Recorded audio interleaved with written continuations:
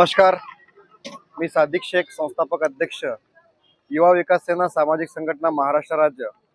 आज सोलापूर जिल्हा परिषद जिल्हाधिकारी कार्यालय येथे युवा विकास सेनेच्या माध्यमातून आमचा बेमुदत धरणे आंदोलन सुरू आहे। या बेमुदत धरणे आंदोलनाचा विषय असा आहे की सोलापूर शहरामध्ये अनधिकृतपणे गुटखा व त्याचबरोबर मावा विक्रेते व पुरवठादार यांच्यावर कारवाई करा म्हणून आम्ही 24/2/2026 रोजी अन्न औषध प्रशासन विभाग यांच्याकडे पाठपुरावा केला होता। परंतु आम्ही ज्या पद्धतीने अन्न औषध प्रशासन विभाग यांच्याकडे तक्रार दिली होती त्याच्यावर कुठलीही ठोस कारवाई झाली नाही, म्हणून आज या ठिकाणी आम्ही आंदोलन करत आहे। आज आंदोलनाचा तिसरा दिवस आहे। तात्काळ जर आमच्या आंदोलनाची दखल घेण्यात आली नाही तर यापेक्षा तीव्र आंदोलन आम्ही या ठिकाणी करणार आहे।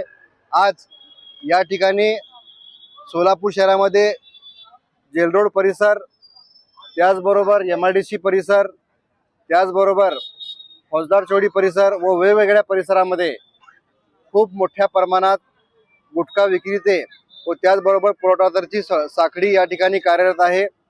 येणाऱ्या काळात लवकरच आपल्या चॅनलच्या माध्यमातून या सर्व पुरवठादार व विक्रेते यांचे नाव पत्ते आम्ही प्रसार करणार आहे।